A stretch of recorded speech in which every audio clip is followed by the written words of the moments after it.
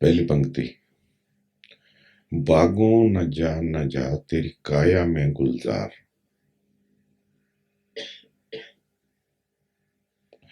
बाहर मत जा, बगीचा उपवन बाहर नहीं है। तेरे शरीर के भीतर ही बाग बगीचे हैं। सारा सुख, सारी सुगंध, सारी खुशबू तेरे अपने भीतर है। बाहर ढूंढता है, नहीं मिलेगी। कबीर का गीत है।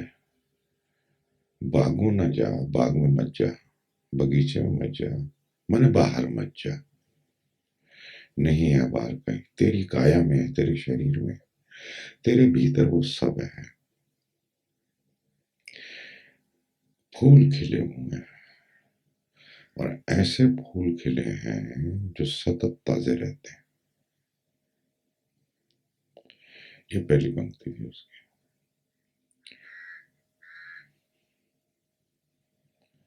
बागों न जा तेरी काया में गुलजार।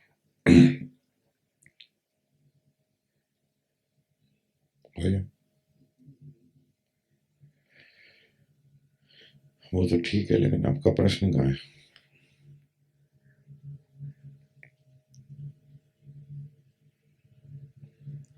हाँ, जरा माइक दो, हिंदी में पूछना, नहीं तो बंगाली में पूछ लो। चल,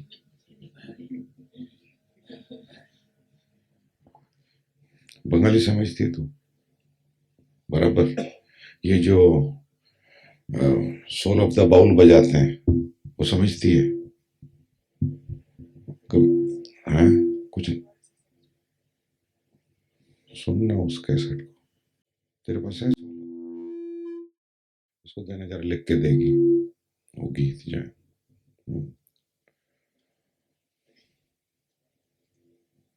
हाँ जी। जब भी कोई थॉट या फीलिंग आता है तो पैसिव रहने के दौरान में वो थॉट या फीलिंग चला जाता है कुछ देर के लिए और फिर से आता है। तो क्या यही पैसिविटी है या मैं थॉट या फीलिंग को दबा रही हूँ? संभावना हो सकती है दबने की, लेकिन जरूरी नहीं कि दबा रही हो। वापिस आता है तो आए। जैसे मान लो कोई व्यक्ति अपना कर्जा लेने आया, उसने देखा कि तुम बिजी हो, वापिस चला गया। फिर दोबारा उसने अटेम्प्ट की, पाया कि नहीं अब भी तुम खाली नहीं हो, फिर चला जाएगा। लेकिन इसके साथ अगर समझ नहीं बढ़ी तो पीछा नहीं छूटेगा। समझ बढ़ गई तो फिर पीछा छूट सकता है। कुछ फीलिंग्स हैं जिनको जी लेना अच्छा है, जिया जा सकता है, कोई हर्ज नहीं है जीने में, तो उनको जी लेना चाहिए। लेकिन हमारी सारी व्यवस्था ऐसी है कि हम नहीं जी पाते, जीना संभव नहीं है। तो उसके लिए रास्ता तो तुम्हें खुद निकालना है, क्योंकि हर चीज का मूल्य चुकाना पड़ता है। बिना मूल्य चुकाए चीजें नहीं मिलती। तो कौन सी फीलिंग आई, जब तक तुम नहीं बताओगे तो मैं तुम्हें सीधी बात तो नहीं बता सकता कि कौन सी फीलिंग आई, कौन सा थॉट। बताना है तो बताओ। क्रोध का जब भी फीलिंग आता है तो उस पे मैं ज़्यादा मतलब पैसिव हो रहने की कोशिश करती हूँ। तो चला जाता है और पहले-पहले तो वो फिर से आता था, अभी नहीं आता है। क्रोध किस लिए आता है ये समझना पड़ेगा पहले तो, कि क्रोध आता ही क्यों है। जब हमारी अपेक्षा पूरी नहीं होती, हमारी चाह पूरी नहीं होती, तो क्रोध आता है।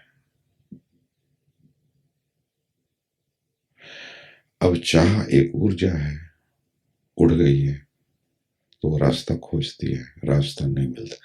तुम अगर उस समय पैसिव हो रही तो तुम्हारा ध्यान तो बढ़ेगा, ये तो पक्का है कि जब क्रोध आ रहा है और क्रोध के क्षण में हमने उसको ऑब्जेक्ट बना के उसके प्रति पैसिव रहे, तो हमारा होश बढ़ेगा, ध्यान बढ़ेगा, उस वक्त क्रोध शांत हो जाएगा। लेकिन अगर उसका मूल किसी इच्छा में है, इच्छा कोई पूर्ति नहीं हुई और वो वहीं पर गोल गोल घूम रही है, घूम रही है, घूम रही है, तो वो फिर आएगी, फिर आएगी, फिर आएगी, क्योंकि अभी अकाउंट क्लियर नहीं हुआ। अकाउंट अगर क्लियर हो जाए, वहां से वो एंट्री निकल जाए, तो फिर उसका क्रोध तो नहीं आएगा, फिर किसी और चीज का क्रोध आएगा। तो क्रोध के मूल में क्या है? इच्छा। अब बहुत सारी इच्छाएं पूरी हो सकती हैं और बहुत सारी नहीं हो सकती। अक्सर तो हमारी इच्छाएं जो है वो व्यर्थ की ही होती है, ना समझी और बेहोशी की होती है। जैसे खाने की इच्छा है तो खाओ, पीने की इच्छा है तो पियो, धूप लग रही है, छाया में जाने की इच्छा है तो छाया में आ जाओ, बारिश हो रही है, ठंड लग जाएगी, छाता खोलने की इच्छा है तो छाता खोल लो। अब ये तो सिंपल है। लेकिन पड़ोसी के पास मर्सिडीज गाड़ी है और मेरे पास नहीं है, तो ये तो इच्छा पूरी नहीं होती। या पड़ोस में एक लड़का रहता है, उस पर मेरा दिल आ गया है, अब ये पूरा होगा कि नहीं, इच्छा तो उठ गई। समझ रहे हैं? स्त्री की पुरुष पे उठ जाती है, पुरुष की स्त्री पे उठ जाती है, इच्छा तो उठ जाती है। लेकिन इच्छा अब पूरी होगी या नहीं होगी, ये अलग बात है। अब मान लो इच्छा प्रकट हो गई, तुम्हें तो प्रकट है, लेकिन तुम उसको छिपा रहे हो, छिपा छिपा के पूरा करना चाहते हो। अब पूरा कर लेते हो तो ठीक है, शांत हो गए।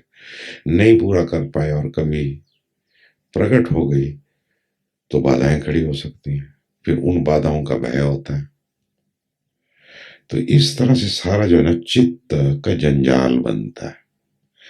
अब ऐसे चीजों के इलाज होते नहीं है, एक एक करके थोड़ा बहुत तुम्हारा बोध जैसे जैसे बढ़ता है, होश बढ़ता है, चीजें अपना आप सेट होती हैं, वो बात अलग है। थोड़ा थोड़ा, लेकिन कुछ चीजों को तो हमें करना ही पड़ेगा। अब इच्छा उठ जाती है और कई बार बहुत प्रबल वेग होता है,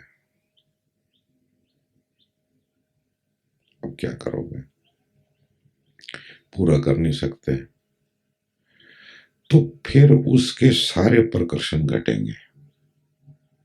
ठीक है, अगर तुमने ध्यान में गति कर ली, ध्यान की गति बढ़ा ली, तो ध्यान करने से तुम्हारा ध्यान और बढ़ेगा, समझ बढ़ेगी, व्यर्थ गिरता चला जाएगा।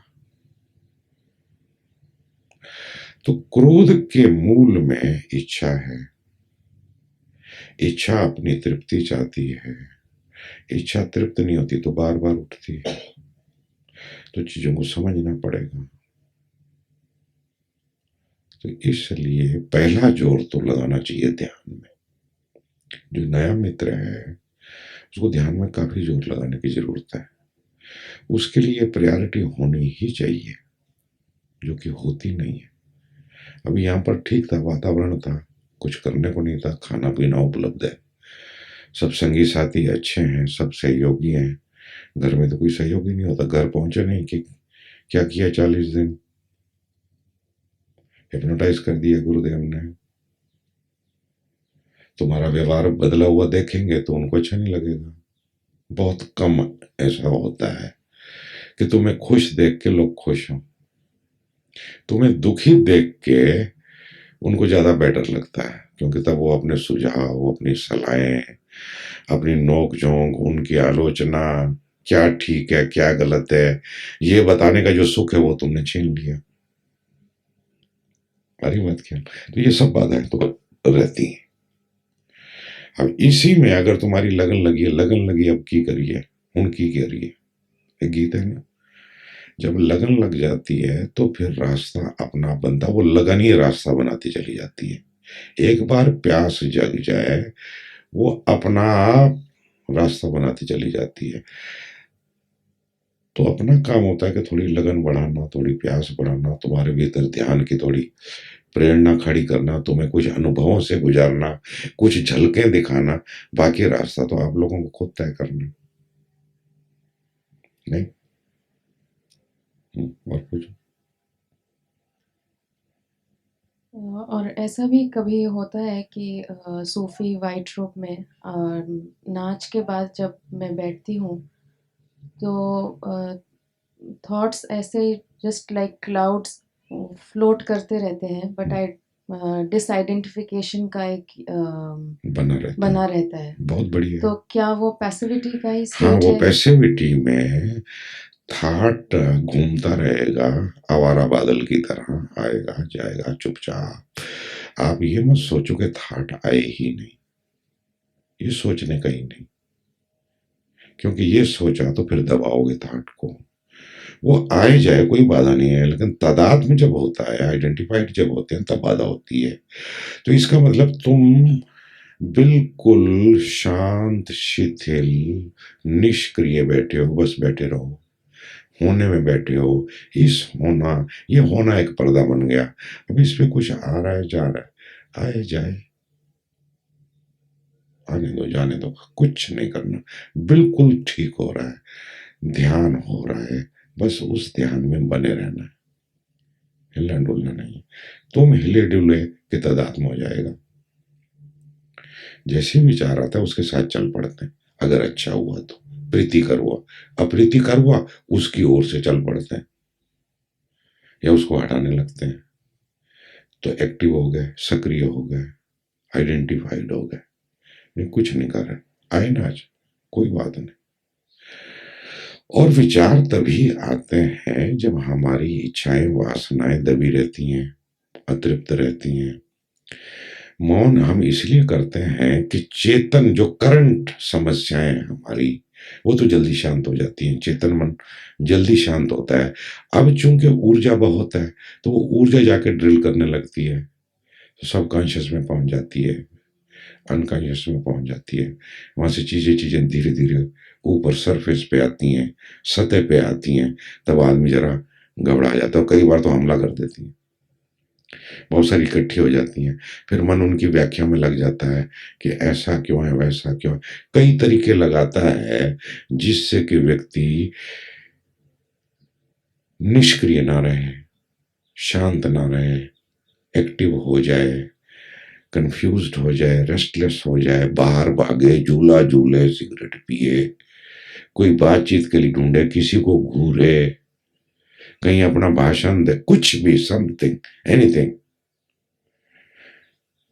ठीक है, थोड़ा बहुत ठीक है, लेकिन व्यक्ति को अगर याद है, वो साधक थोड़ा सा अगर जिद्दी हो, दृढ़ हो, वो जिद्दी ने को दृढ़ता चाहिए कि दृढ़ता पूर्वक बने ही रहे। अब जिनसे मेरे को अपेक्षा होती है, मैं देखता हूं कि वो ठीक उल्टा कर रहे हैं। जिनसे कोई अपेक्षा नहीं होती, कभी ख्याल भी नहीं आता कि ये व्यक्ति इतने दृढ़ता से रहेगा, वो हैरानी होती है कि वो जरा भी टस समझ नहीं होते, प्रश्न भी नहीं पूछते, बस गुजरते हैं उससे चुपचाप। और गुजरते हैं तो वो घटना घटती ही है। अब तुम लोगों को भीतर क्या हो रहा है मुझे पता नहीं है, मैंने खुद इतने मौन किए हैं, तो मैं तो जानता हूं। और बहुत सारी बातें मैं बताता नहीं, वो बताना ठीक नहीं होता, कुछ बताने की जरूरत होती है ऊपर ऊपर से। फिर भी तुम लोगों को मैंने जितनी बातें बताई हैं, इतनी बातें बताई, इतनी बातें, मैंने जब पहला मौन किया, मेरे को कुछ पता नहीं था क्या करना है क्या नहीं करना। बस इतना सुना था कि श्वास पे ध्यान रखना है, सुबह डायनामिक करना है, दिन भर श्वास पे ध्यान करना है, बस इतना पता था। श्वास पे ध्यान मेरा कभी हुआ ही नहीं। इसका यह मतलब नहीं कि लोगों का नहीं होता, बहुत लोगों का बहुत अच्छा होता है, श्वास पे ध्यान टिक जाता है।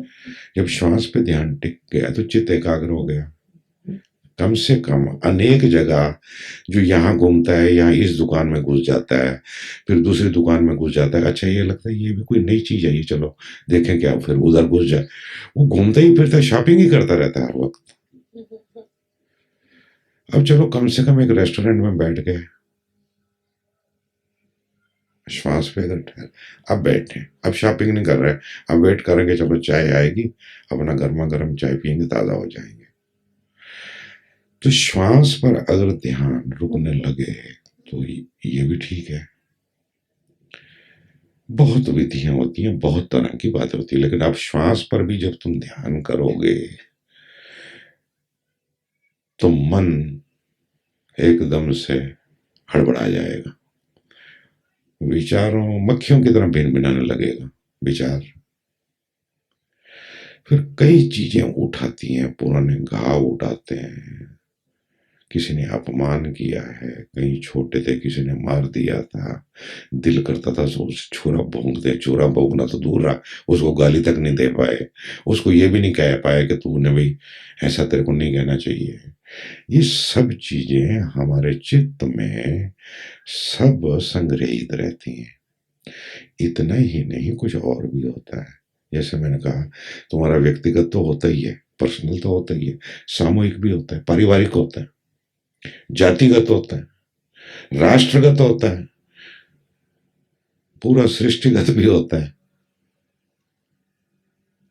क्योंकि अंततः हम अकेले नहीं हैं, सब जुड़े हुए हैं, अंततः हम एक हैं, दिखते हैं अनेक लेकिन है नहीं।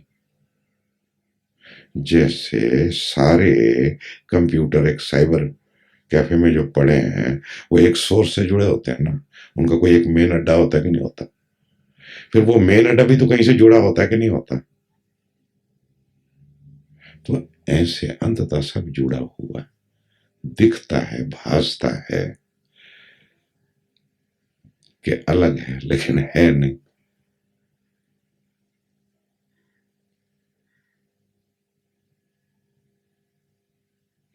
पूछो कुछ और, बस तेरे को पूछना कुछ।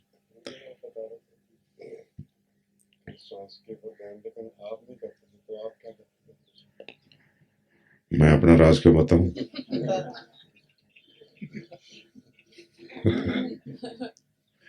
मेरा रास्ता बहुत अलग रहा है।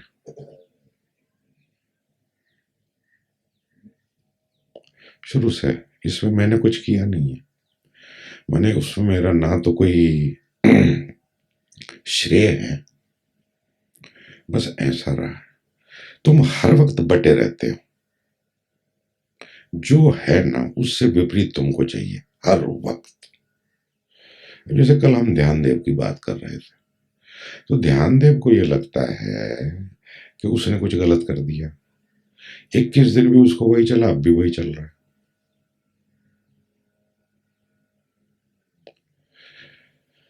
अगर तुम्हें लगता है कि तुमने कुछ गलत किया तो क्या ये गलती तुम दोबारा नहीं करोगे? अगर तुमने की है तो फिर दोबारा नहीं करोगे? नहीं होती। क्यों करते रहते हो? क्यों करते रहते हो? अगर तुम करते हो तो करना बंद कर दो ना, अगर तुमने किया है तो। तुम अगर विचार चलाते हो तो फिर इसका मतलब यह कि अगर तुम चला रहे तो फिर उसको बंद कर दो ना। और मैं तुमको कह रहा हूं कि तुम विचार चलाते ही नहीं हो, इसलिए बंद कैसे करोगे? हो जाए। तुमको मूड बनाया जाता है या तुम मूड हो, दो बातें हैं। जिस चीज को तुम चला नहीं सकते उसको तुम रोकोगे कैसे?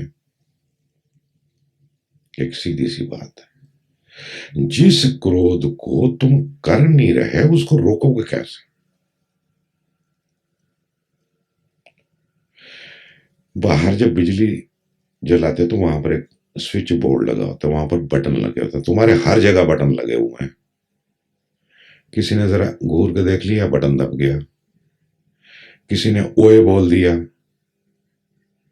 और बड़े इज्जतदार आदमी हो, तेरे को बोलने की तमीज नहीं है, बटन दब गया, गुस्सा चालू, पंखा चालू, गुस्से का। बटन ही बटन है। कुछ भी बात, एनीथिंग, तुझे ये नहीं करना चाहिए, तुझे वो नहीं करना चाहिए। फिर जब कोई दूसरा बताने वाला नहीं होता कि तुझे ये नहीं करना चाहिए, तो उससे तो तुम लड़ लेते हो। पत्नी ने कहा कि ऐसा नहीं करना चाहिए तुम्हें, तो उसको तो तुम 1.5 घंटा भाषण पिलाओगे, जस्टिफाई करोगे, रेशनलाइज करोगे, समझाओगे। लेकिन जब कोई नहीं है तो फिर तुम अपने से लड़ने लगते हो, फिर अपने को ही समझाने लगते हो, फिर अपने ही लूप में घूमने लगते हो। तुम्हारा मन ये समझने को तैयार ही नहीं कि तुम करता नहीं हो। सब चीजें हो रही हैं, मैं तुम्हें लाख समझाता हूं, लेकिन तर्क में तुम्हारी समझ में आता है, लेकिन व्यवहार में तुम्हें कहां समझ में। मैं तुम्हें समझा रहा हूं कि तुम्हारा जन्म हो गया, तुमने लिया नहीं, तुम बड़े हो गए, तुमने अपने आप को किया नहीं, तुम प्रेम में पड़ गए, तुमने उसको किया नहीं, प्रेम टूट गया, वो भी तुमने किया नहीं। तुम कहते हो मैंने किया, तो मरो फिर, मैं क्या करूं, हो जाए। अगर तुमने किया तो भुगतो ना, भुगत ही रहे हो। इसलिए मैं कहता हूं तुम्हें दर्द प्यारा है, दुख प्यारा है, पीड़ा प्यारी है, पेन प्यारा है। अगर तुम्हें प्यारा नहीं तो छोड़ो ना। जो चीज व्यर्थ है तुम उसको तो, अभी तुम्हें व्यर्थ दिखाई नहीं पड़ती, जिस दिन व्यर्थ दिखाई पड़ेगी तुम उसको रख नहीं सकते। ऐसे अहंकार घूम फिर के वहीं पर आके खड़ा हो जाता है कि मैंने ऐसा क्यों किया, मैंने ऐसा क्यों किया, मैंने ऐसा क्यों किया, मेरे को ऐसा नहीं। अब तुमको समझ ही नहीं आ रहा कि ये अहंकार जी महाराज अपनी जो है ना डुगडुगी बजाई जा रहे, डुग डुग डुग डुग डुग डुग। वो बंदर आता ना, देखिए डुगडुगी, डुग डुग डुग डुग डुग डुग डुग डुग। ये अपना रिकॉर्ड बजा ही जाता है, बजा ही जाता है, बजा ही जाता है। अब देखो कल मैंने एक गीत चलाया रात को व्हाइट रोब के टाइम पे, वो फरीद का गीत है।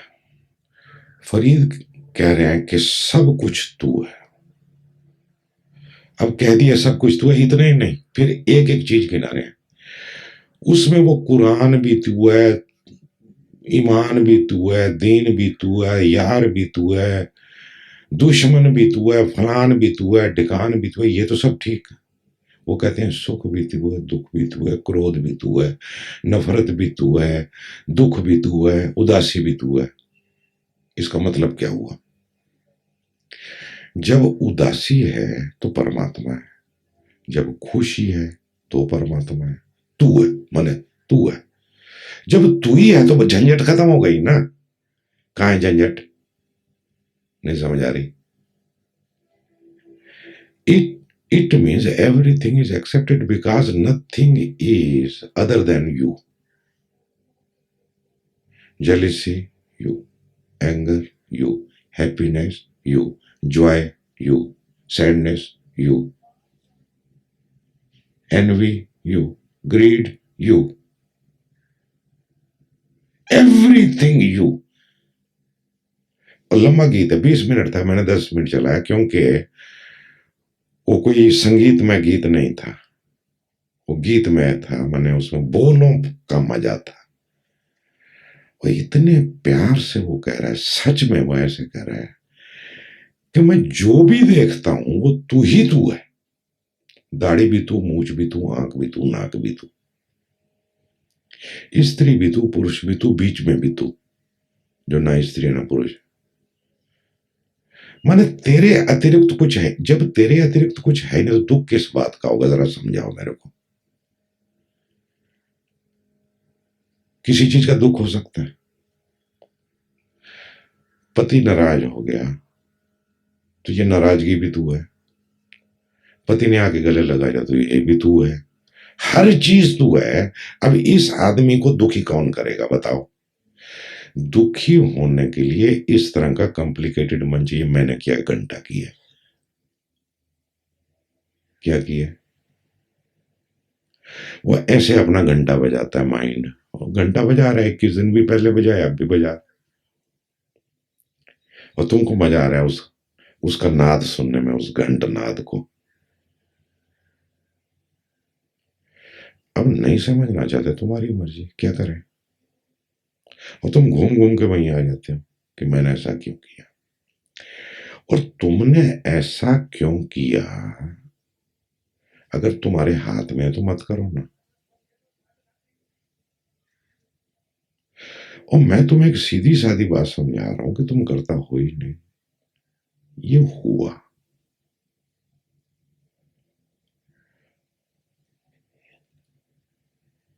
किसी से आंख लड़ जाती है, फिर उसको दावत दे देते हैं कि चलो रेस्टोरेंट में चाय पीते हैं, रेस्टोरेंट में पहुंच जाते, फिर उसका हाथ पकड़ लेते हो। अब ये सब अपना आप घट रहा है और तुम समझते हो कि तुम कर रहे हो। फिर रिश्ता हो जाता है, फिर रिश्ता 4 दिन तो खूब ताथैया ताथैया चलता है, फिर उसके दूसरे रूप सामने आने लगते हैं, फिर निकाल लेते हो अपनी अपनी लठ, जो भी तुम्हारे पास हो, फिर अपने आप को जिम्मेदार ठहराते हो। That is how you pass your time. Okay fine, pass your time, enjoy. पत्नी किसी दूसरे को जरा प्यार से देख रही है तो शक होने लगता है, पति किसी से बात कर रहा है, बस बटन दब जाता है, शुरू। क्या तुमने किया, क्या तुम गलत कर कह सकते हो, तुम्हारे हाथ में है क्या?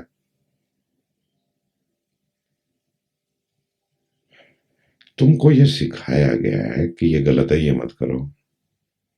छोटे बच्चे थे, कच्चा चित्त होता है, उस वक्त उसके ऊपर लिख देते हैं जो, बस अब तुम नया कुछ नहीं लिख सकते।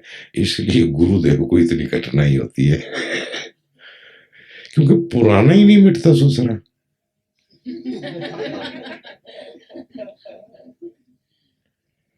मॉरलिटी घुसी हुई है बेमतलब की। अभी मेरे से साक्षी बात कर रही थी।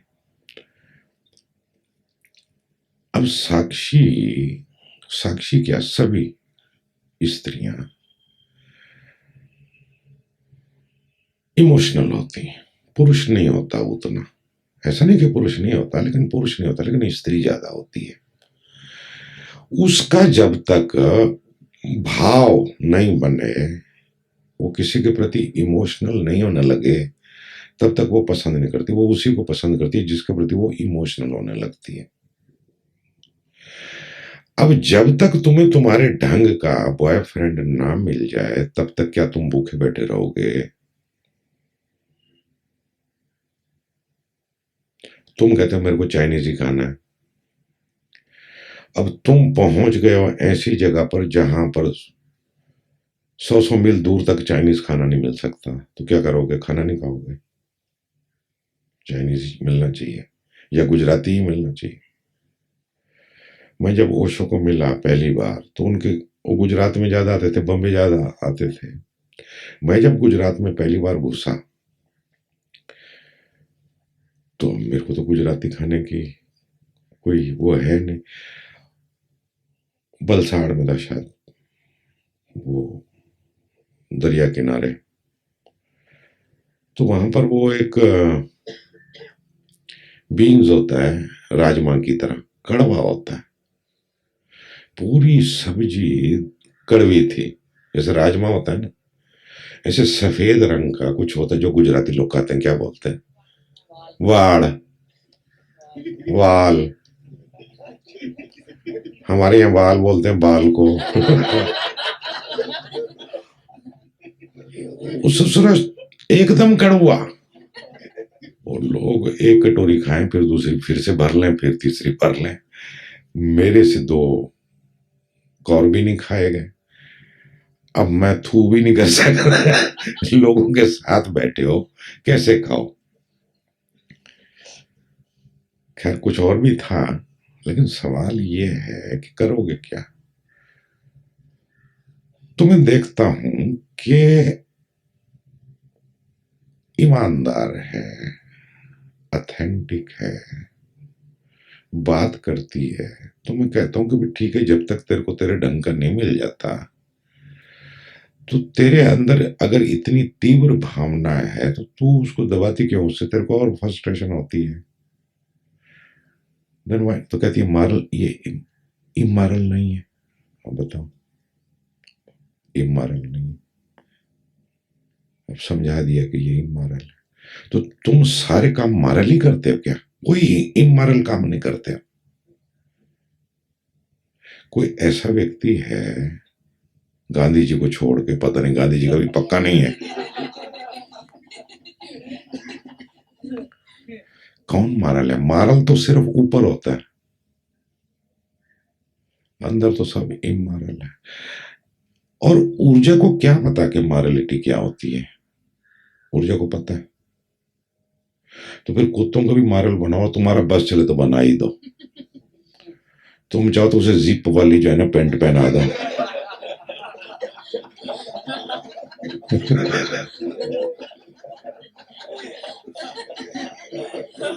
और जब उसके भीतर इमोरलिटी जगेगी, वो जिप भी तोड़ देगा।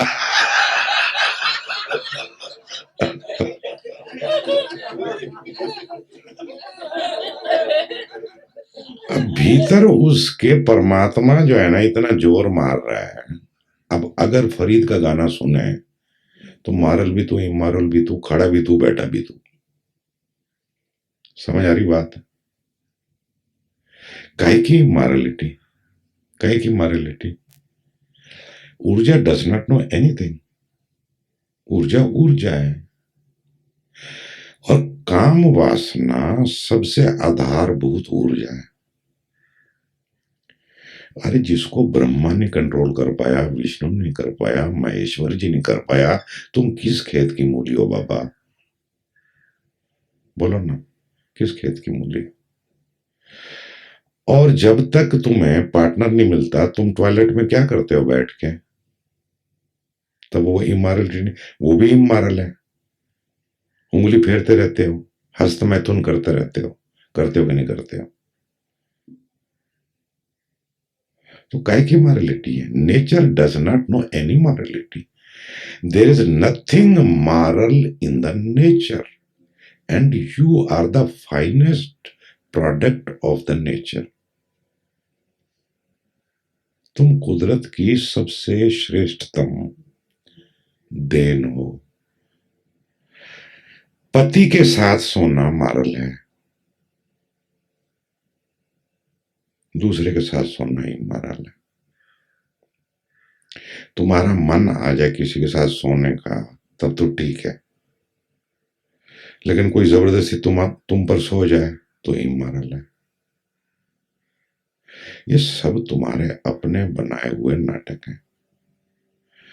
तुमने खुद अपनी सीमाएं बना ली है, फिर मरो उनके अंदर। नहीं समझोगे, नहीं सुनोगे तो फिर नुकसान होने वाला है। अब अगर ऊर्जा धक्का मार रही है तो कैसे रोकोगे? और अगर रोक लिया तो क्या होगा? समझो बारिश हुई, बराबर है, छत में कहीं पानी रुक गया, अब वो पानी रुका रहेगा क्या? पानी का स्वभाव है कि वो ढलान देखता है और बह जाता है। अब उसे कहीं से कोई जरा सा छेद मिल गया तो वहां से वो चालू हो जाएगा। अब तुम क्या करोगे? तुम जाके उसको उस छेद को भर दोगे, वो फिर आगे जाएगा, फिर वहां से आ जाएगा, वो अपना रास्ता खोजेगा, खोजेगा क्या नहीं? तो तुम उसका या तो मूल खोजो और वहां से बंद करो उसको कि उसका मूल क्या है। अब ऐसे ऐसे मूल लोग हैं दुनिया में, सभी धर्मों में, भारत में भी, भारत के बाहर भी। क्रिश्चियनिटी में भी बहुत स्तन काट देती हैं स्त्रियां अपनी, पुरुष अपने लिंग काट देते हैं। लिंग काट देने से या स्तन काट देने से काम वासना शांत हो जाएगी? पर इसी तरह की मूर्खताएं हम सभी सभ्य लोग करते रहते हैं। इससे तो असभ्य होना ही अच्छा है, जो कि अब हम हो नहीं सकते। इसलिए इस सभ्यता के पार चले जाओ, फिर सरल हो जाओ। विचार करो, ये मत सोचो बार बार एक ही जगह पर सुई अटक गया, मैंने गलत किया, मैंने गलत किया, मैंने गलत किया, मैंने गलत किया। कैसे गाने पर रुक जाती है, भागो न जा, भागो न जा, भागो न जा, भागो न जा। वो अगली पंक्ति ही नहीं आती। फरीद ने सुई निकाल के फेंक दी, रिकॉर्ड बज ही नहीं सकता। जो भी हो तू है, जो भी हो तू है। हिटलर भी तू है, जीसस भी तू है, कृष्ण भी तू है, राम भी तू है, रहीम भी तू है, मोहम्मद भी तू है। अब झगड़े का कारण कौन सा बताओ? फिर दाई विल बी डन कहां है? तेरी रजा पूरी हुई। मेरे को कई बार लोग पूछते रहे कि आप तो बड़ा अच्छा शिविर लेते हो। मैंने कहा अच्छा,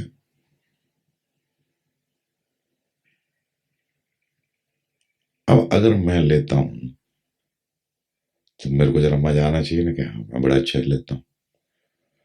तो कभी सुना है मेरे से? क्योंकि अगर मैं लेता हूं तो फिर जिम्मेदार मैं हो गया। मैंने कभी जिम्मा ही नहीं लिया from the very first day. Osho मेरे को चिट्ठी देते थे पूना 1 तक। पहले तो खुद ही देते थे, फिर वो सेक्रेटरी के द्वारा भेजते थे कि ये चिट्ठी चैतन्य भारत को दे देना, ये कैंप में जाए।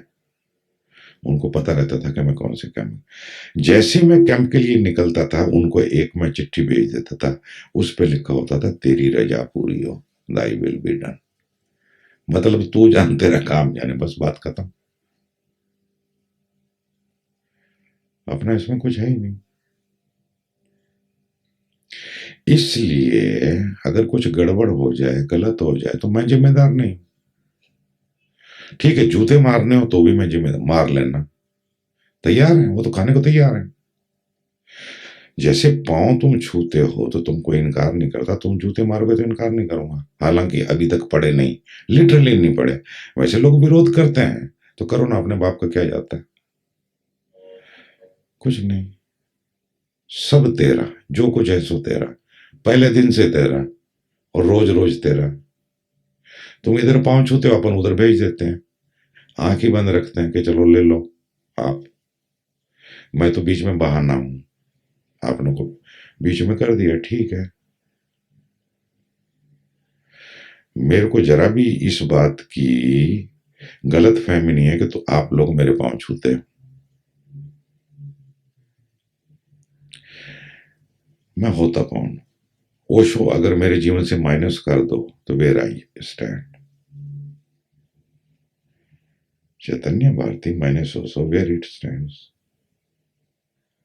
तो जो प्रकाश है सब उनका है, तो वो जाने, उनका काम जाने। इसी बहाने अपनी यात्रा हो गई, मंगलमय हो गई। कहाँ किसी नाली में सड़ते हुए मिलते, शराब पी रखी होती, टुन टुन पड़े हुए होते, कोई जूता मारता, कोई उठा के ले जाता, क्या हालत होती अगर ओशो नहीं होते जीवन में। तो ये अपनी साधना बन गई, तुमको ध्यान करवाना अपना ध्यान बन गया, बस इतनी सी बात। तुमको ध्यान करवाते करवाते, लोगों को ध्यान करवाते करवाते अपने ध्यान का बहाना बन गया।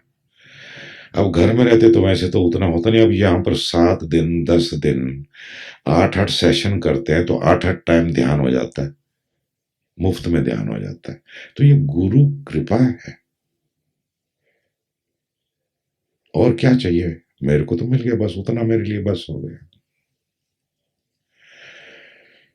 तो थोड़ा समझना पड़े चीजों को कि क्या हम सच में कर रहे हैं। तुम 10 साल के थे, फिर 11 साल के हो गए, 12 साल के हो गए, 15 साल, ये तुम हुए कि तुमने अपने आप को किया? मैं तुम्हें एक सीधा प्रश्न पूछता हूं।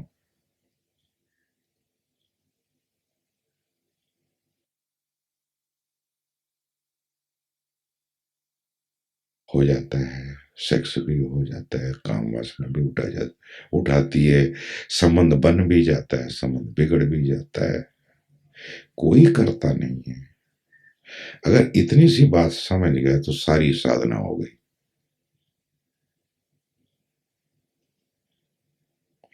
बात सच में अपने मूल में इतनी सरल है, कहीं से भी पकड़ में आ जाए। अब ओशो भी बताते रहे कि जस्ट एक्सेप्टेंस, स्वीकार कर लो, नहीं समझ में आया, लेट गो, नहीं समझ में आया, लिव मोमेंट टू मोमेंट, नहीं समझ में आया। अब समझ में तुम्हें जो भी आ जाए, एक ही बात पकड़ लो, कहीं से पकड़ लो, पूरी यात्रा हो जाएगी। दाई विल बी डन पकड़ लो, मेरी यात्रा दाई विल बी डन थी, तेरी रजा पूरी हो। जब जो भी होता था तेरी रजा पूरी ही हो निकलता था। मेरे घर कस्टम की रेट पड़ गई, इनकम टैक्स की रेट पड़ गई, उस दिन मेरे को इतनी गहरी शांति आई, क्योंकि मैं इन्वॉल्व भी नहीं था। मैंने कहा तेरी रजा पूरी हो, बात खत्म। अब क्या होगा, 5-7 साल की जेल हो जाएगी तो वहीं पर ध्यान करेंगे, तेरी रजा पूरी हो। मेरे को जरा भी डर नहीं लगा कि मैं बड़ा गुरु हूं, लोग क्या सोचेंगे, जो सोचना है सोचें, तेरी रजा पूरी हो। सिंपल, सच में ऐसा ही। अभी इनर सर्कल का विरोध किया, लोग आके डराते थे बार बार कि बड़े भड़वे लोग हैं, बड़े आरामी लोग हैं, बड़ी पहुंच वाले लोग हैं, वो किसी को रातों रात साफ कर देंगे। मैंने कहा कर देना यार, वैसे भी तो एक दिन साफ होना ही है ना। अब देखने को बाकी क्या बचा है, सब तो देख लिया, ये भी देख लेते हैं क्या होता है। वो होगा कैसे, ये बड़े हैं कि ओशो बड़े हैं? That is the question, let us test.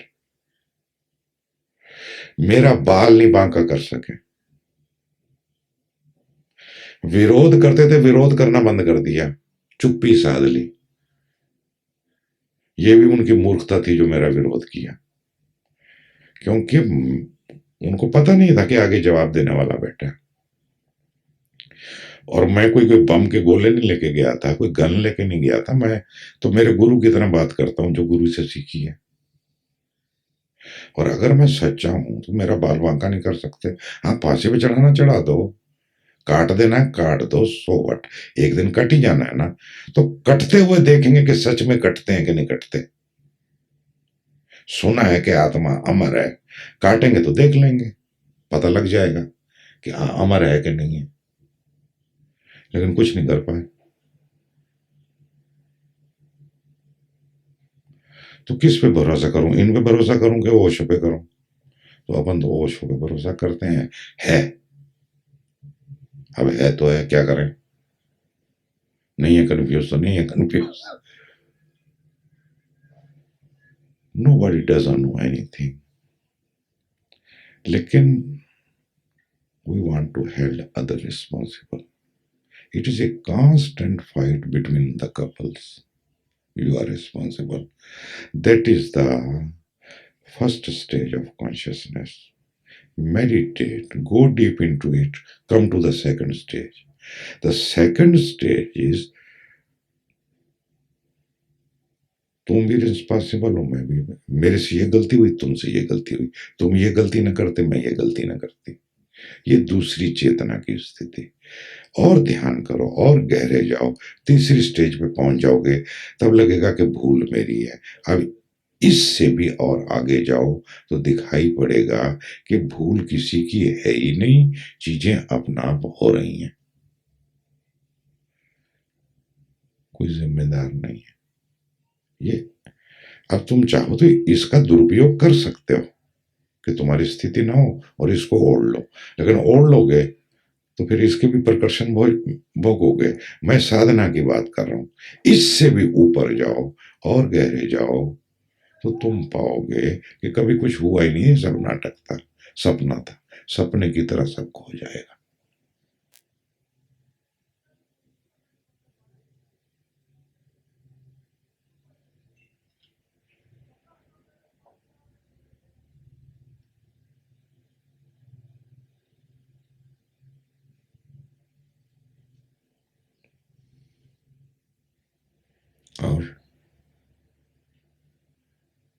तो कुछ पूछने वाली थी?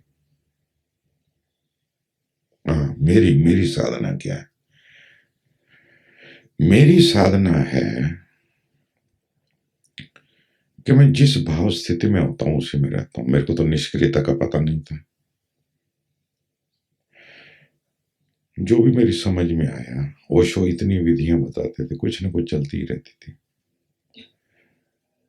मैं चलते उठते बैठते बड़ा होश रखता था, खाते वक्त स्वाद के प्रति होश रखता था, सोते वक्त नींद के प्रति होश रखता था, विचारों के प्रति जागे रहता था। सब तरह की जितनी विधियां उन्होंने बताई है सब प्रयोग करता रहता था। जब जब जो है, अब बैठे हैं तो दुनिया को ही सुन रहे, या बैठे हैं तो स्पर्श के प्रति जाग गए हम। जैसे स्पर्श हो रहा है ना नीचे से कुर्सी का, ये हाथ को स्पर्श हो रहा है, ठीक है। ऐसे कोई ना कोई प्रक्रिया चालू रहती थी जब तक कि प्रक्रिया की जरूरत खत्म ना हो जाए। जब प्रक्रिया की जरूरत खत्म हो जाती है, होना हो जाता है, तब होने का स्मरण बना रहता है। फिर कुछ करने के लिए नेचुरल हो जाता है व्यक्ति। अगर कोई पोज नहीं बना रहा था, अगर दुनिया को दिखाने की मूर्खता में नहीं फंस गया और दूसरे से प्रभावित नहीं है, तो फिर वो नेचुरल हो जाता है। अब उसको कुछ नहीं चाहिए, कुछ नहीं चाहिए। हकीकत यह है कि करुणावश प्रेमवश वो दूसरे के लिए थोड़ा करता है, सहयोग करता है, शेयरिंग करता है, अपना प्रेम बांटता है, लेकिन बुखार की तरह नहीं। हकीकत यह है कि वो अपने आप में बस मस्त है। जो भी है, सिगरेट पी रहा था पी रहा है, टीवी देख रहा था देख रहा है। अब मेरे को करके देखो तुम इमोरल या मॉरल जो भी है। अब कईयों को शुरू शुरू में था कि स्वामी जी सिगरेट क्यों पीते हैं, तेरे बाप की पीता हूं क्या? हरियाणवी भाषा में ऐसी कहेंगे ना, भूतनी का कभी से तेरे से 5 रुपए मांगे हैं क्या? तेरे को क्या है सिगरेट की डिब्बी ले, या एक सिगरेट निकालना यार। अरे पीता हूं तो अपना जिगरा खराब करता हूं, तेरे बाप का क्या है? पीता हूं, उगाड़ ले जो उगाड़ना है। नहीं बुलाना क्या? मैं मत बुलाओ। मेरे गुरु को लिखना लिख दो कि ये स्वामी जी आते हैं तो इनको कम से कम मना करो। तो वो मेरे को मना करते तो बात कुछ थी, उन्होंने कभी मना किया नहीं। If cigarette smoking is bad, then my master should tell me that you should not smoke cigarette. At least when you go to conduct the meditation camp, don't smoke before the people. But he never told me anything. समझ आ रही बात? जब उनसे किसी ने पूछा कि cigarette कैसे छोड़ो, तो उन्होंने कहा तुम इस बात को छोड़ दो, तुम ध्यान बढ़ाओ अपना। ध्यान मैंने अपना बढ़ाया। समझे? तुम नेगेटिव चीज में क्यों ऊर्जा डालते हो? तुम पॉजिटिव चीज में ऊर्जा डालो। तुम कुछ करो, छोड़ने में मत लगो। क्योंकि ऊर्जा का क्या होता है, कुछ ऐसा करो जिसमें ऊर्जा का व्यय ना हो, ऊर्जा बढ़े। तो ध्यान करो, ये मत करो ये मत करो, इसमें मन नहीं पड़ी, ये करना ये करना ये करना, उसमें अपनी ऊर्जा डालो। तो मेरा गुरु कह देता था, मैं छोड़ देता। मेरे को बीच बीच में कई बार लगा मैंने छोड़ दी, फिर आ गई तो आ गई। अब एक वक्त पे आके मैंने कहा अब इस साली को मैं छोड़ूंगा ही नहीं, इस तरफ मैं ध्यान दूंगा ही नहीं, चाहे दूसरा कहे चाहे मैं खुद कहूं। कई बार छोड़ी, कई बार पी, सालों नहीं पी, फिर पी। 15 साल से मैं पी रहा हूं, जब 15 साल का था, अब 62 साल का हो गया। अब ये शरीर का एक अपना सिस्टम है। तो मैंने कहा ठीक है, नहीं लड़ने का, नहीं लड़े, पीते हैं। 5 साल कम जिएंगे, उल्टा अच्छा है ना, जान छूटेगी। होगा 5 साल ज्यादा जी के क्या कर लोगे? इतना तो सब देख लिया नाटक कंपनी, अब कितना नाटक देखोगे? 5 साल कम ही सही। हमारे एक मित्र हैं डॉक्टर गोकाणी, जिन्होंने ओशो की डेथ का सर्टिफिकेट लिखा। ओशो की जब डेथ हो गई तो उन्होंने उसका सर्टिफिकेट बनाया। तो एक दिन बैठे तो बात चल रही थी, क्योंकि ऐसा माना जाता है कि उनको जहर दिया गया। तो इन सब लोगों ने सब नाटक किया है। तो जहर दे के तो पहले ही मार डाला था। 10:30 बजे, 10 बजे, 11 बजे उनकी खोज चालू हुई कि हैं कहाँ, घर भेजा, घर नहीं मिले, वहां से पता लगाया, इधर भाग उधर भाग, उनको पकड़ के लाए।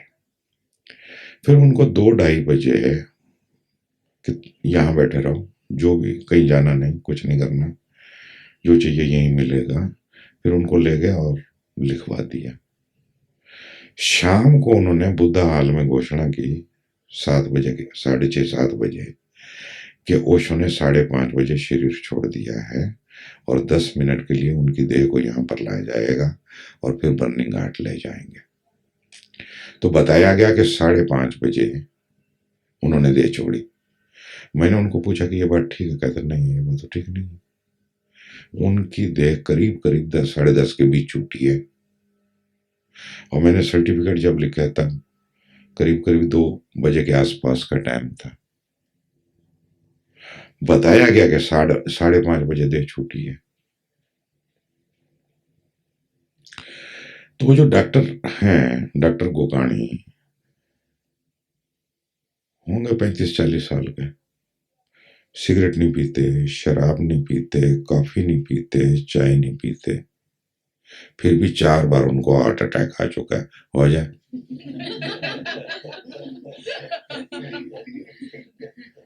मेरे 60 साल में से 15 साल अगर आप निकाल दो तो बाकी कितने बचे?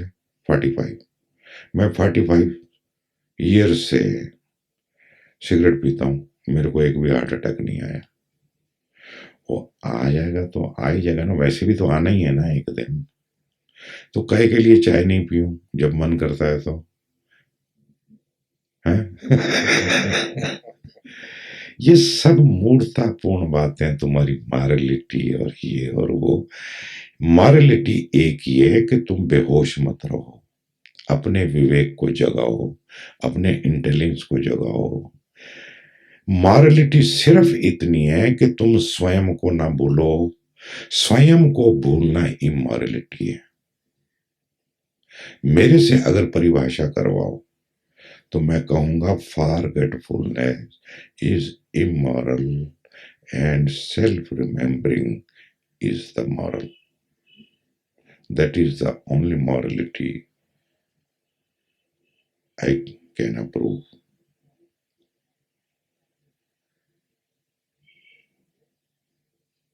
चलो जी, खेल खत्म, पैसा जाओ।